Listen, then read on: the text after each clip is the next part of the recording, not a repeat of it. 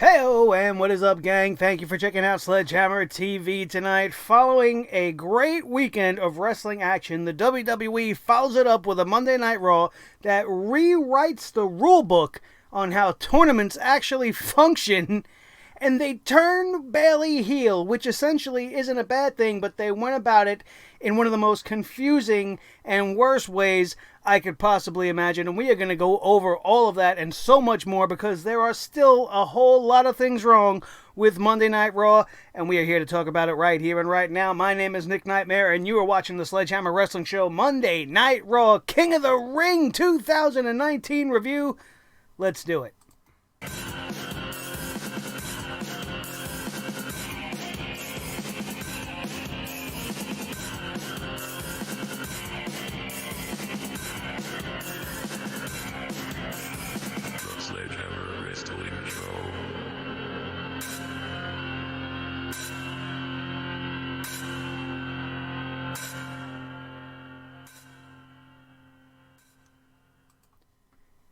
Honestly, you guys, tonight, I don't even know where to begin. This episode of Monday Night Raw blew my mind, and not in so much of a good way. There are so many things about tonight's show that are just completely out of whack, and I cannot understand where this company is going.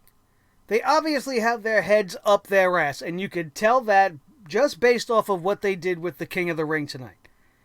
First of all, let's give credit where credit's due. You know I'm the most honest man in this YouTube wrestling community. I'm going to tell you the way it is, and I cannot even believe that I am going to say this following sentence. And the fact of the matter is, Baron Corbin had a great match tonight with Cedric Alexander. It was very predictable, especially given the fact that we had Cedric Alexander get his ass beat down by the OC for absolutely no reason before his King of the Ring qualifying match.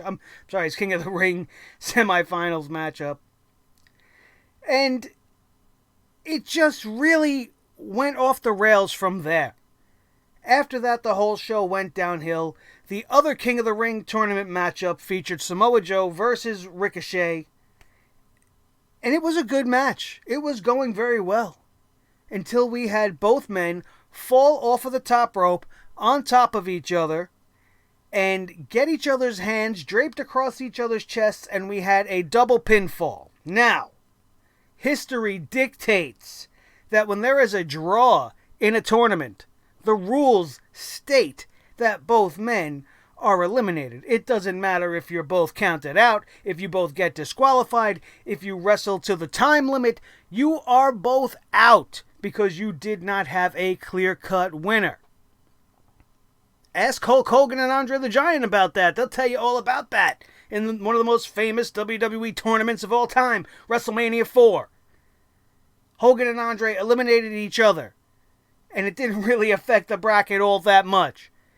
And then you can go right back to the first King of the Ring pay-per-view, which was not the first ever coronation of a WWE King of the Ring, despite what they might have you believe. The 1993 King of the Ring featured a matchup between the narcissist Lex Luger, my least favorite version of Lex Luger, and the Native American Tatanka, where these guys went out there and put on a 15-minute matchup, went to the time limit, there was no clear-cut winner, and both men were eliminated from the tournament, causing Bam Bam Bigelow to get the bye into the final round. Now, if that's what they were trying to pull, fine. I was already pissed off at that, because immediately when this was the finish, I assumed, great, they pinned each other, Baron Corbin automatically in the finals getting the bye. That sucks, because every step closer Baron Corbin gets to sitting on that throne is another step closer to me regretting the King of the Ring coming back in the year 2019. And it makes my blood absolutely boil, because I do not want to regret something as great as the King of the Ring. But we didn't even get to the finals yet, and the WWE has already made me regret it, because these idiots decide, since football season's coming up, maybe Vince McMahon is trying to get some practice in since he's going to be the commissioner of the XFL, or whatever the hell. Maybe he's going to be a referee on the sidelines for the XFL. Who the fuck knows with this crazy old man? Because we got referee John Cone after the matchup, he makes the pinfall, and instead of going to the announce desk and telling the ring announcer who has won this matchup, he puts on a fucking headset like he's about to play some Fortnite, and then he starts talking to somebody, and he's like, yeah, blah, blah, blah, I'll take that under advisement. What I saw was all 4 shoulders pinned to the mat, and we're going to make a ruling on this, and then the guy fucking leaves. He doesn't tell the ring announcer what to say. He doesn't tell either of the competitors what the hell's going on. Samoa Joe and Ricochet start fighting again, and the referee's gone. And I'm sitting there thinking, what the hell is going on? This isn't football. This isn't fucking baseball. There is no instant replay. What are you taking under advisement? You've seen it with your own 2 eyes. I heard you say it. I seen all 4 shoulders pinned to the mat. What do you need advisement for? What do you make a ruling? When does wrestling make rulings? What the fuck is going on? And then to make matters worse, we come back after all the shenanigans and we get Corey Graves in the back interviewing John Cone. Baron Corbin interrupts the referee, and Baron Corbin, for once in his crazy life, makes absolute perfect sense. He's like, what's the problem? They both eliminated each other. I get a bye. I'm going to the finals of the King of the Ring. And I hated every minute of it, but the guy made perfect sense. Because those are the fucking rules. That's how a tournament functions. You guys watch other sports, I assume. Most wrestling fans are affiliated with some other sport that they follow, whether it be football or basketball or baseball. Every tournament, every playoff situation, rather, is a tournament in one way or another. If let's say we get to the finals and it's the Super Bowl, and the 2 teams battle it out, and they're both tied, 3 games apiece, and Game 7 gets to the 9th inning of the World Series, and they're tied. Do they both win the World Series? No! If that happened in the playoffs, leading up to the World Series, 2 teams battle it out, 7 games, the 7th and final game goes to the end, and it's a tie game. The buzzer sounds. Both teams get to go to the World Series, and now the Orioles have to face the Yankees and the Red Sox. And what? That's not how it works. And now you have made a joke out of the King of the Ring. We have a semifinals matchup that has now become a triple threat matchup. And I hate every minute of it. Why couldn't they have just given Ricochet the win over Samoa Joe? You know they're not giving Samoa Joe the King of the Ring. There's no reason for him to have advanced alongside Ricochet. He's the new hot hand. He's the up-and-coming superstar. He's been putting on good performances, and he deserved to shine on his own in the spotlight in the King of the Ring. But instead, we had to muddy the waters and make it all stupid. What kind of shit is this? This is typical WWE trying to do too much. They got AEW hot on their heels. You had NXT UK taking over the weekend, putting on a great show with NXT UK Cardiff. Tyler Bate and Walter stole the entire weekend from everybody doing everything. And this is what you do? Do you see any other fucking tournaments in professional wrestling doing this? Did you see this happen at the Cruiserweight Classic? Did you see this happen at the G1? Did you see this happen at the Super J Cup? 2 men wrestle to the time limit draw, so they both go on, and now it's a triple. Who does this?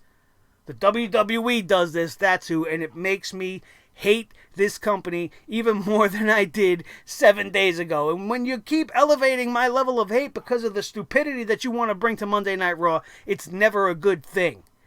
Maybe it's a good thing for this show because I get all worked up and it's entertaining for you guys to watch, which is great for us here at Sledgehammer TV, because that's really why we're here, to entertain you, because we know that WWE drops the ball on it every single fucking time in a million different ways.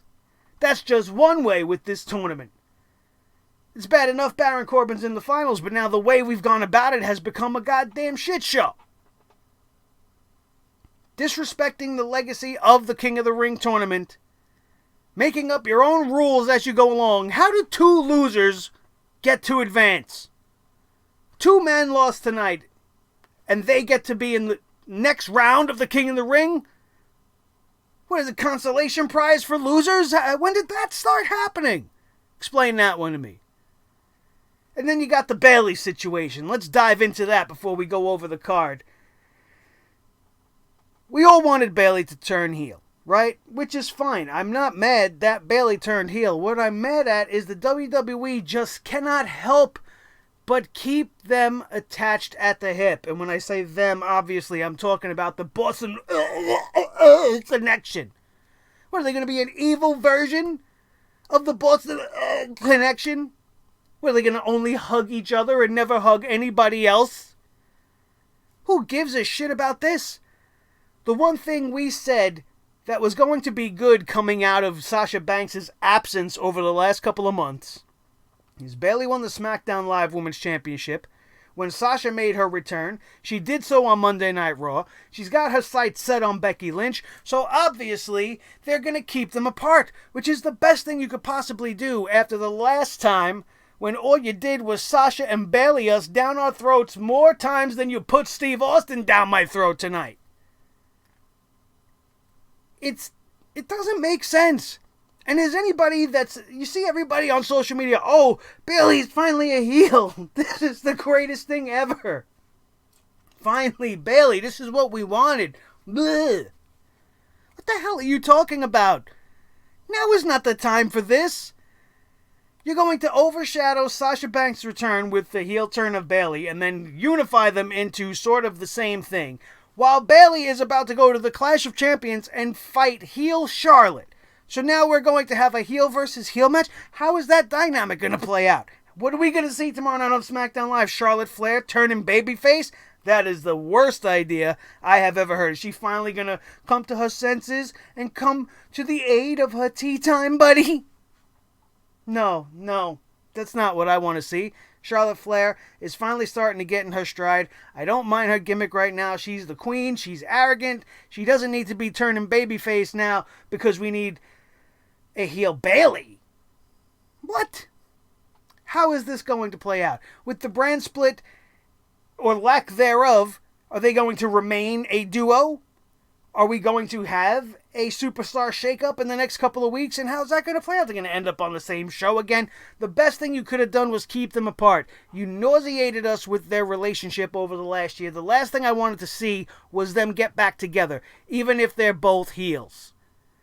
I'm of the firm opinion that whatever you do with one of these girls, the opposite has to be going on with the other. I hate the babyface version of Sasha Banks. I don't know what we are going to get out of a heel version of Bayley. This is going to be somewhat new territory, and I don't know how it's going to play off. She's been stale as shit, so maybe this is the shot in the arm she needs. What she didn't need is to be paired back up with Sasha Banks. These girls should be on their own journeys, parallel to each other, so that finally down the road when we get to them clashing, it actually means something. Going right into it, how long is it going to be before they break them apart and do anything about it? And have Sasha versus Bayley? Do we even care about that anymore? Does it even matter anymore? So far from all of the stuff that they have been known to do in NXT. Does it matter anymore? Is that even what we are going to get? Knowing the WWE, absolutely not. So the WWE is trying to do all these weird and interesting things and making changes on the fly that don't make any sense when you look at the overall show and you look at the immediate plans for Clash of the Champions. Another case in point for that is the whole Braun Strowman Seth Rollins bullshit. And there's no other word for it because this is the least interested I've ever been in a title angle ever. And that's saying some shit because we've had Brock Lesnar and Bill Goldberg, which I shit all over that. And this, to me, is even worse than that. Seth Rollins sitting there at this contract signing, trying to act like Mr. Cool Guy, only coming off as the most not cool guy in the room. You know when the cool kid tries too hard? You know when you go, it's almost back to school. Some of you kids are going back to school, and you know who the coolest kids in the room are, you know. And then you have that one new guy that comes in, and nobody knows anything about him. So all the other cool kids start to act up. You know, that's what WWE's doing. They're just acting up because they're feeling the heat all around them. They're just feeling it bubbling around them, so they're acting up, and they're trying to be cool by doing shit in the opening segment with the OC. And Rude and Ziggler, and Seth Rollins and Braun Strowman. It's just fucking nauseating, man. When when the OC comes out and AJ Styles is getting a bigger reaction than both Braun Strowman and Seth Rollins, you know you have been down the wrong path this whole time. The man comes out as the United States champion. The writing's on the wall. What I see coming at us is somehow AJ Styles is going to interject himself into this Universal Championship matchup. Because it's the Clash of Champions, right? We're going to have all the title belts in one match. Because Braun Strowman and Seth Rollins probably won't lose the championships, the tag team championships, to Rudolph. I definitely hope they don't. Rudolph is on Monday Night Raw tonight, getting wins over Zack Ryder and Kurt Hawkins like that means anything. That ain't worth 2 dimes and a nickel. Or a solid case quarter. No matter how you give it to me, it ain't worth shit nowadays. And that match definitely was worthless as well. All that was is to make you guys feel like, oh, they might have a chance against Strowman and Rollins. And they want to get involved in the beatdown in the beginning. They interrupted the contract signing. Who cares, man? None of this matters. And where is it going?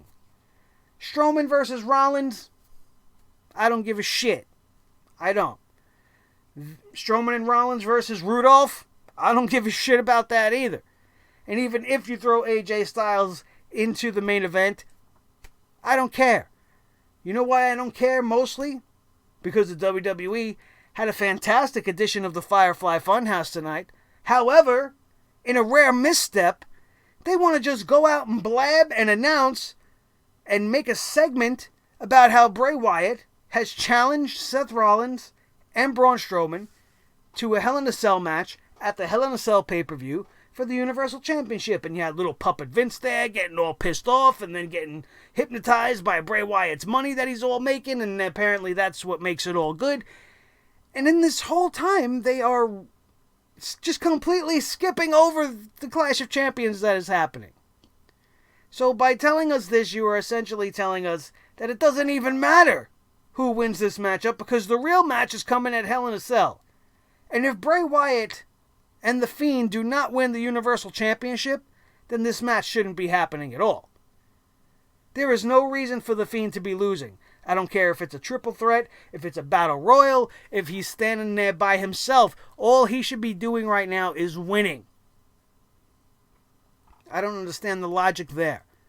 So let's get everybody talking about Hell in a Cell, because we know Clash of the Champions sucks ass. And we know everybody else in the world is more interested in The Fiend than anything else we're doing. So we're going to talk about The Fiend all night long. We're going to keep showing you segments. We're going to tell you that we're going to show him and he's coming up next. And you got Michael Cole throwing it to The Fiend. Come on, man. Oh, we got to find all new Firefly Funhouse tonight. Everybody get excited. You're supposed to be scared. You're supposed to be anticipating it and not knowing when it comes. But now it's just part of the show. Nothing special about it. Fucking ridiculous. Disrespectful to the character. It goes against the gimmick, if you ask me. And all it did was spoil Clash of Champions. Because why does it even matter? You don't know who's going to win, but what does it matter? If Braun Strowman wins, he's going to Hell in a Cell to lose it to The Fiend. If Seth Rollins wins, he's going to Hell in a Cell to lose it to The Fiend. If The Fiend doesn't win, then oh my God, this company is really, really fucked up. It's way worse than we talk about on a weekly basis here on Monday nights. Let's talk about this card, because I can tell you how bad this shit was all day long, and we can sit here all night, because this was just unbelievable. Unbelievably bad. They're trying so hard that it's getting worse. And that's the worst thing that could be happening. So tonight, we kicked off with Michael Cole hosting this contract signing between Seth Rollins and Braun Strowman. This was ridiculous because, like I said, they were interrupted. And Michael Cole even got all pissed off at AJ Styles. He's like, listen, AJ, this is a contract signing. We're trying to conduct business there. And AJ Styles is like, shut up. I'll smack your teeth down your throat. This was the best part of the whole segment. AJ Styles trying to be funny. But the key thing is here, and some of you guys are like, oh, why wouldn't you have enjoyed this? This was cool. AJ Styles came out and said some real shit. Yeah, but he said it in jest. He said it as a comedy bit.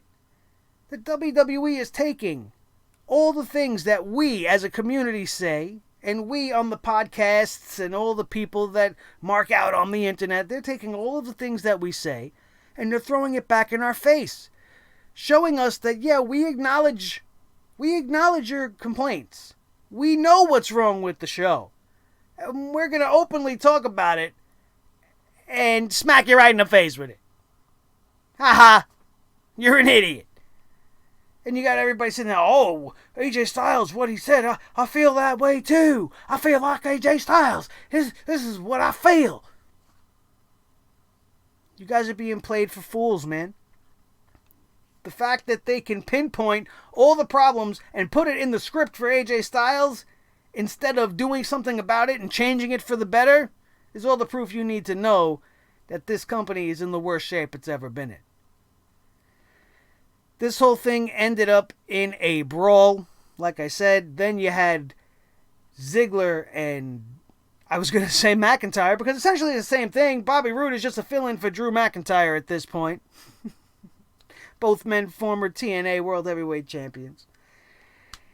And the best part of this whole thing, I guess, if you want to pick a best part, would be when the entire group of heels picked up Braun Strowman to deliver a magic killer. It just is typical WWE when there's something going on and they want to grab your attention. What do? We do some crazy opening brawl segment, which leads us to Seth Rollins and Braun Strowman defeating Luke Gallows and Carl Anderson, which of course they would, because even though the OC's getting some push right now, even though the OC's back with AJ Styles, Gallows and Anderson as a unit will continue to be featured as the losers of the group, and AJ Styles is still the only reason to give a shit about the OC, because Gallows and Anderson are worthless. They can't get a win if they paid for it. It's unbelievable that they would do such a thing. It's a non-title matchup. You got 2 weeks before the show. They didn't need to lose, but they didn't need to win either. A matchup like this should have ended in the brawl. The brawl shouldn't have happened before the match. You should have had the confrontation at the contract signing. You went into the match, and then have Drew, I'm sorry again with the Drew, Rude and Ziggler, let's just call him Rudolph. Rudolph come out and ruin the whole match for everybody, getting the upper hand on the tag team champions, and all would have been well. But instead you did it ass backwards and ended up looking like idiots and make the club look like idiots. And I wasn't happy about it.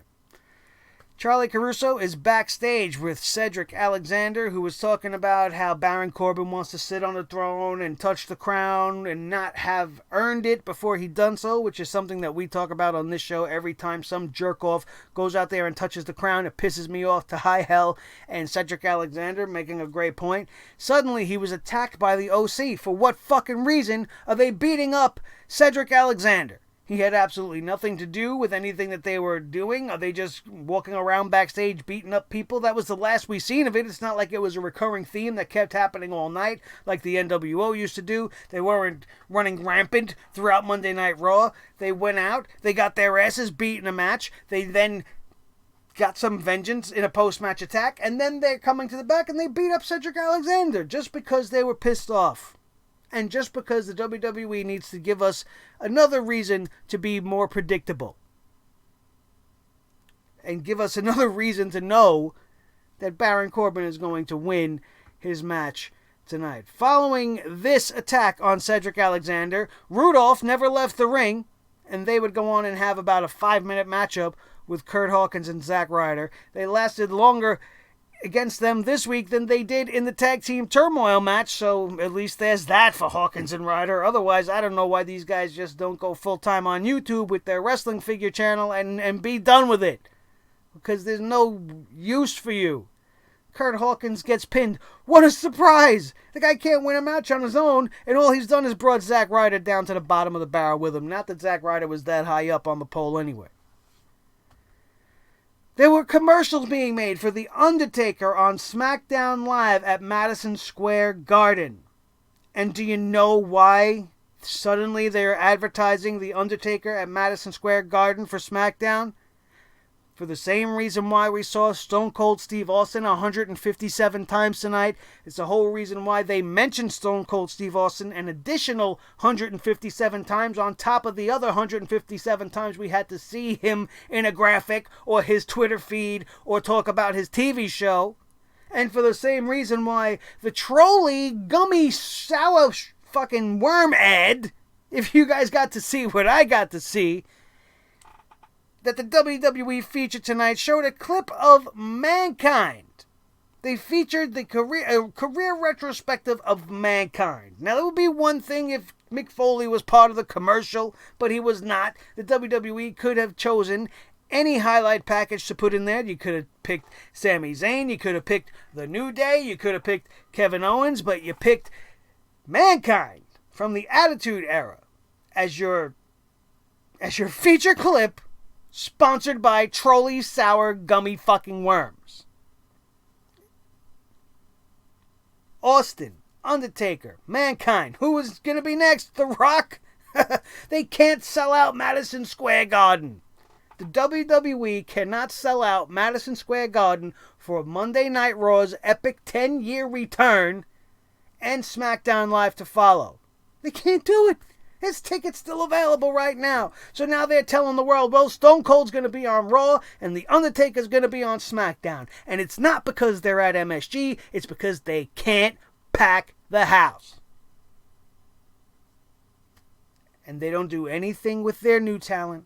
They continue to bring back the old guys. And we're stuck in this never-ending loop of recycling garbage over and over again. What is Stone Cold Steve Austin going to bring to a contract signing next week on Monday Night Raw? Is he going to crack open some beers because it's going to be the final segment? Is he going to stun Braun Strowman and Seth Rollins and then flip the table and start drinking Steve Weisers? Why? This feud, to me, does not call for the involvement of a Stone Cold Steve Austin. This feud doesn't even call for the involvement of Michael Cole. This feud needs to be ended as soon as possible. Clash of Champions cannot happen soon enough. Lacey Evans. Bam, bam. Get the fuck out of here. Don't want to see you. You smell like mothballs. She goes up against WWE's resident cat lady, Natalya. This is going to be for what, the 18,000th time. Why Natalya is now fighting Lacey Evans for no apparent reason after she almost had her arm broken off and then was subsequently attacked by Sasha Banks, and now she's being moved back to Lacey Evans again, I will never know. Lacey Evans getting a win on Natalya tonight because she threw a tissue in her face. Yeah, I said that. Lacey Evans took out a fucking rag. She took out a little rag. Threw it in Natalya's face, which was enough for Natalya to stand perfectly still for an inordinate amount of time and allow Lacey to land the woman's right. If somebody throws a tissue in my face, I don't know if there's snot on there. I don't know if they just wiped their ass. I don't know if they just put it in their mouth. You know, if it's coming from Lacey Evans, it's probably smelling like cat piss, which probably wouldn't bother Natalya in the first place. So why she got so pissed off, I don't know. Friggin' napkin hits her in the face, and Natty wants to stare at the napkin like, bro, what did you just hit me in the face for? And then she turns around and gets popped in the face by Lacey Evans. 5 minutes of my life that I will never get back. Second hour begins with a very awkward promo by Becky Lynch. Now, her delivery to me is just strange, right? She does a lot of this stuff. Like maybe she got a dry mouth or something. Becky, put a mint in your mouth. Chew a piece of gum. Something before you go out there. What's with all the lip smacking? In between your words. Is that how you think? It's not how other men think. You're the man. I don't see all these other men in the world standing around thinking. Her promo tonight was a little bit cringeworthy. She was talking about how Sasha Banks had nothing to complain about because Sasha Banks was the centerpiece of NXT. She talked about how she main evented all the time once she was on Monday Night Raw. And that Becky Lynch at the time was an afterthought. And then Sasha Banks had to interrupt. And Sasha Banks came with a little bit more fire than she had last week. I didn't really believe that Sasha Banks is truly letting go, though. You know, I feel like she's still so reserved. And you can kind of tell in the way she was delivering her lines tonight as well. Banks came out on the stage. She said that Becky Lynch was right. She was supposed to be in the main events of WrestleMania. She's supposed to be on all the posters. And the only reason that Becky Lynch actually got into the position that she was put in is because Nia Jax broke her face. And that was the best line of the night out of Sasha Banks. After all of this, Lynch was daring her to fight. Sasha Banks says she don't do nothing for free in front of these people. She said the only way she would fight Becky would be at the Clash for the championship. Becky Lynch then accepted the challenge, and Banks ended the segment saying that the man is going to become the boss's bitch. Ooh, we're saying the bitch word again. Feels like attitude. Then we go backstage to the Street Profits just standing there.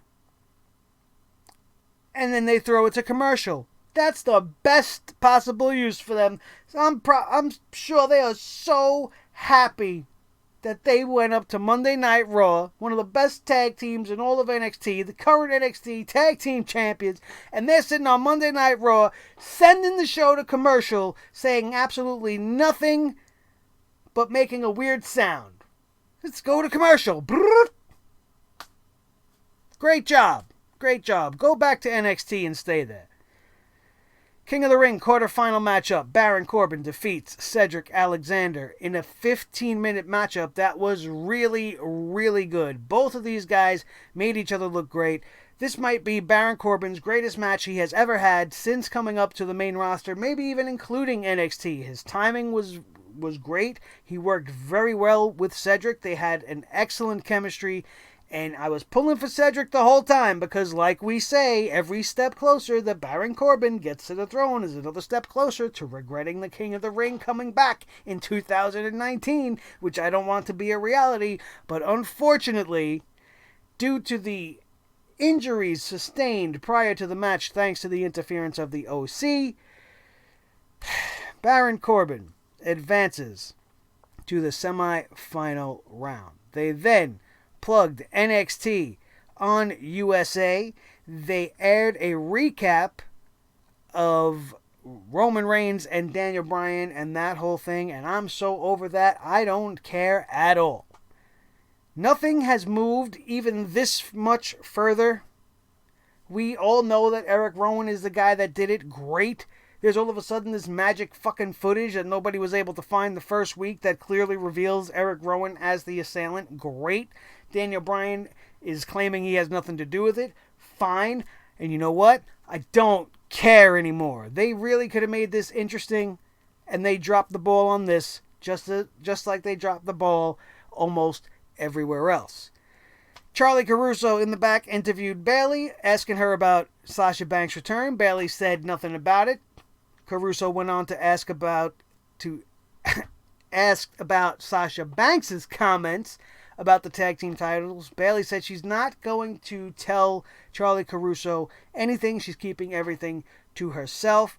Then she kind of cut a promo on Sasha Banks, which kind of led me to believe that there was going to be something going on in this tag team matchup that we were going to see. But in the end, it didn't really mean much by the time the night would be over. The Viking Raider Warrior Nation, who gives a shit about these two clowns in a fucking Ruby's costume, defeating two jobbers. I don't give a damn. I really, really don't care anymore. You still got these guys fighting two ham and eggers from the local fucking gym down the street. Who cares, man? Why is this the only thing you have for the Viking Raiders? They should have been moved on to real competition right now. Where the hell are the authors of pain? What is going on? Why are you wasting even a minute and 30 seconds on this trash? Absolutely ridiculous. We go backstage to Sarah Schreiber, the new WWE announced girl in the back who was waiting for Sasha Banks. She got to her and asked her if she was going to be rooting for Bayley in her match tonight. And then Sasha Banks twisted on her and was like, "Get out of my face!" And then Sarah Schreiber walked face first right into the wall. Boom! Like, "Oh, hello, door. I didn't know you were there. I need to get the fuck out of here." And then she made her way out really, really quickly. The WWE, I think at this point, this was about number 75, but they told us Steve Austin will be on Monday Night Raw next week at Madison Square Garden to redo that contract signing. King of the Ring quarterfinal match number 2, Samoa Joe versus Ricochet, went 15 minutes and 57 seconds. That is a full minute longer than the Lex Luger-Tatanka match we referenced at the beginning of this matchup, and they lost. This was a really good match. I was really entertained, and they gave both King of the Ring matches a nice amount of time to flesh out, and this was coming up as another very well done matchup. And I was getting ready to come here and sit and tell you guys that, wow, for the first time since the tournament has begun, we've gotten 2 quality matchups on one show. And then the finish happens, which we already talked about. We're not going to go over it all that much, but we will just fine tune it at the end. Each man had their shoulders down and had their arms on each other's chest. So the referee counted to 3 but did not announce a winner. The crowd was surprised. I was surprised. Everybody in the goddamn world was surprised. The referee went to the timekeeper's area, asked for a headset to talk with someone in the back. Who is he talking to, Vince? Did Vince not know who he wanted to win this match when they started the match? Is that what happened? And he chose the match, chose what to do with the match on the fly, and then by the time 15 minutes was up, he's like, "You know what, just go home in a minute and tell them to pin each other because I still don't know what the fuck I want to do." That's what I think happened in that scenario, because otherwise this whole thing doesn't make any sense. He was willing to count the fall, but had no idea who to announce as the winner. But what do you mean you have no idea who to announce as the winner? They both eliminated each other. There is no winner. This match is a draw, as Howard Finkel would have said. And you move Baron Corbin to the finals. Ugh, I hate saying it, but that's what was the move here. That makes the most sense. That's how the rules work in a tournament. However, after talking with someone in the back, Ricochet asked him what happened and who won. The referee said the ruling was going to be made later. And then he left.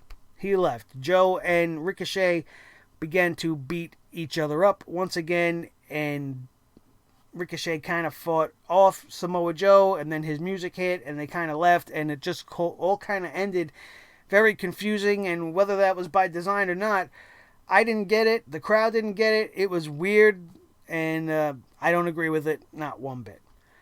Braun Strowman in the back confronted Seth Rollins and mentioned Steve Austin for the 100,000th time tonight being involved next week. He thought maybe that Seth and Stone Cold were in cahoots.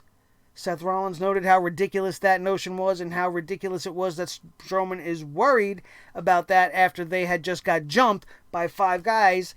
Rollins let him know that he's turned his back on his partners before. He also knows that he's likely to get stabbed in the back by his best friends, but Rollins assured him he doesn't have anything to do with Stone Cold. Don't worry about that. He's fine with Austin moderating. Strowman said if Austin got in his face, he would get these hands.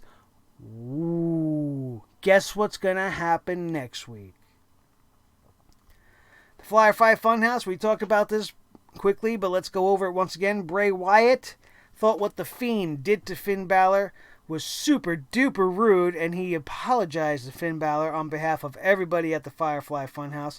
The Vince McMahon puppet appeared out of nowhere and then asked how dare you challenge Seth Rollins or Braun Strowman to the title match at Hell in a Cell. Wyatt let Vince know that it's because he was making money, and he pulled a whole wad of cash out of his back pocket. He fed Vince McMahon a $100 bill. Vince McMahon's eyes lit up like little green dollar signs, and then the evil Vince McMahon puppet went away. This left Bray Wyatt with the rest of the group in the Firefly Funhouse. Bray Wyatt then said that he will see you in hell to us as the Fiend mask briefly appeared, and then that segment would be over. He did mention, like I said, the Hell in a Cell match, which kind of is a spoiler, if you ask me, happening a little bit too soon, but it is what it is. Backstage, Baron Corbin told Corey Graves that he's getting a bye in the King of the Ring tournament final. The referee finally came out and informed him that that was not true, and instead Corbin would face both Samoa Joe and Ricochet in a triple threat match, which pissed off Corbin and myself to no end, and probably many of you guys, because that is just a real bullshit move. Bush League stuff by the WWE. Backstage, Rey Mysterio told Charlie Caruso that he's not done. Great. Next. The Miz defeated The Miz defeated Cesaro, not Rey Mysterio. I'm sure we'll see The Miz defeat Rey Mysterio at some point. This match was given 5 minutes. I don't understand why this is happening at all. The Miz, a SmackDown Live superstar, fighting Cesaro on SmackDown, on Monday Night Raw, who is not on SmackDown. See how confusing it gets with this whole fucking wild card and the brand split? I don't know who's on what show anymore. Does it even matter? No. Did this match even matter? No.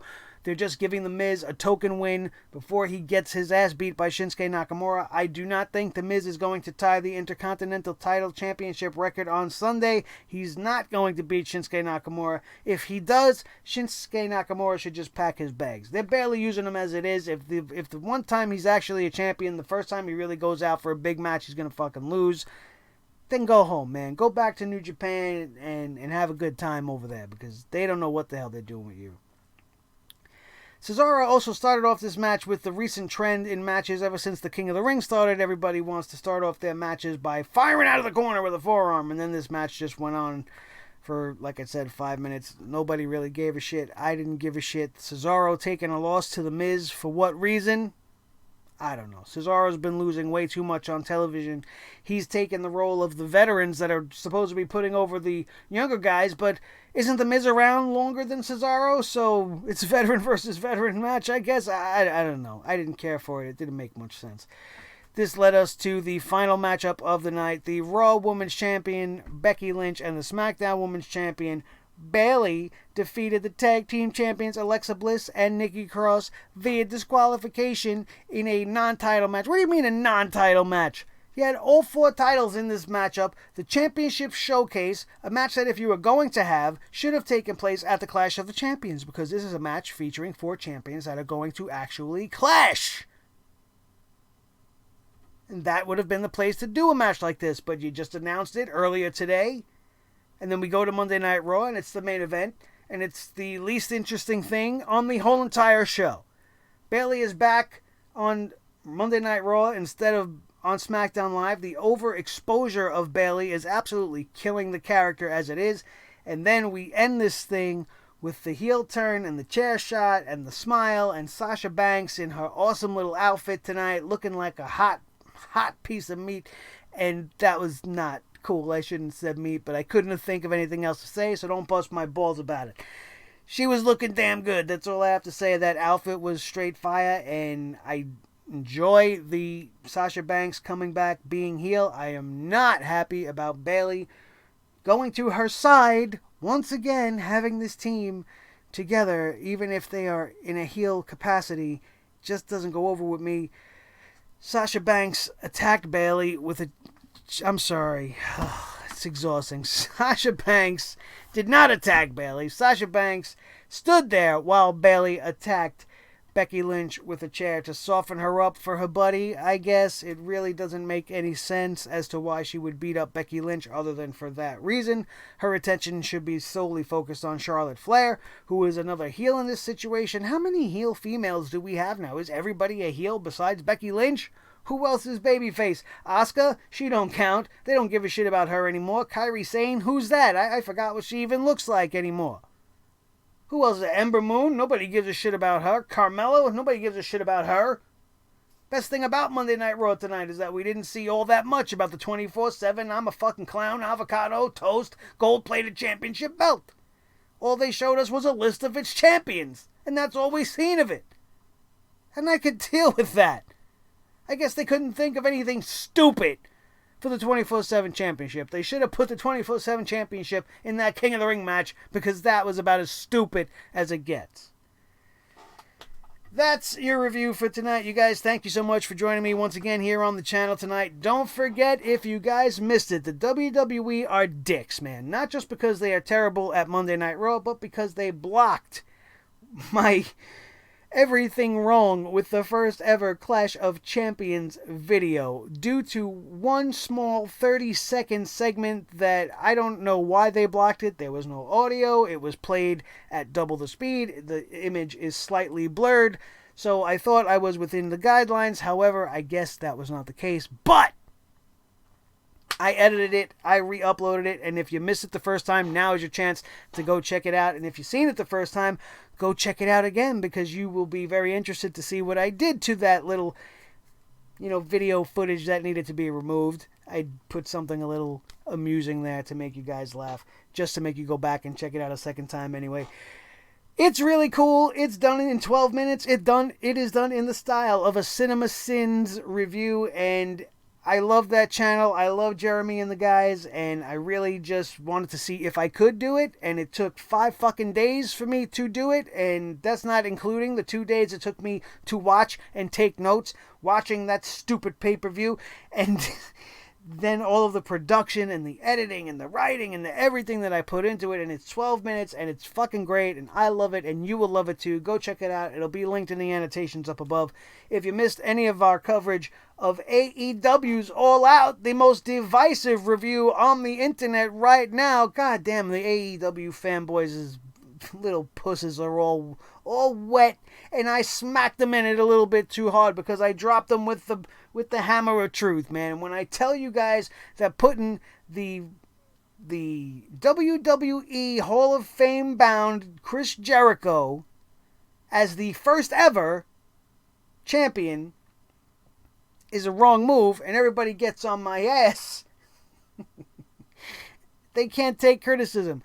All you guys here in the WWE side of the universe that watch the show, you're used to it, and I think you guys will find it very amusing, because I pull no punches. I am loyal only to professional wrestling, and the hammer comes down where it has to fall. And the AEW review is tearing it up right now on YouTube. If you missed it, go check it out right now. That'll be linked up there as well as our NXT TakeOver review, and also the SummerSlam review. Everything for your little wrestling heart. Also, if you enjoy movie reviews, we got a few of those up on the channel as well, because we bring the hammer down on everything that pisses us off, and we love to bring you guys new and different and exciting content, so it's not just me always sitting here talking to you about pro wrestling. If you guys got an idea for a show, hey, hit me up. Maybe I'll do it. I don't know. I'm trying to come up with new and different things to make us grow at a faster rate, because this channel and this army deserves more soldiers, and you could become part of that army right now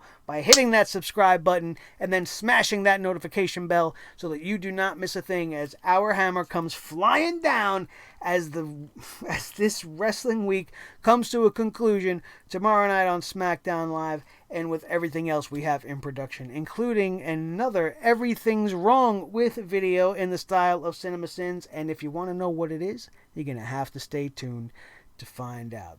My name is Nick Nightmare, and this is the team, Thor the Sledgehammer, the official Sledgehammer of the Sledgehammer Wrestling Show. His tag team partner, the World Heavyweight Champion of all the microphones in all the world, Mr. Blue the Snowball, and the most important member of the team, as always, is each and every one of you. Make sure you smash that like button if you enjoyed anything we talked about here on today's show, and then share this video with each and every one of your wrestling buddies all over the wrestling world, especially if they were very confused by tonight's episode of Monday Night Raw, like the rest of us are. That, my friends, is going to do it, and we are out of here. And we will see you tomorrow night for SmackDown Live, right here on your new favorite wrestling show, the Sledgehammer Wrestling Show, only on Sledgehammer TV, right here on YouTube.com. Boom.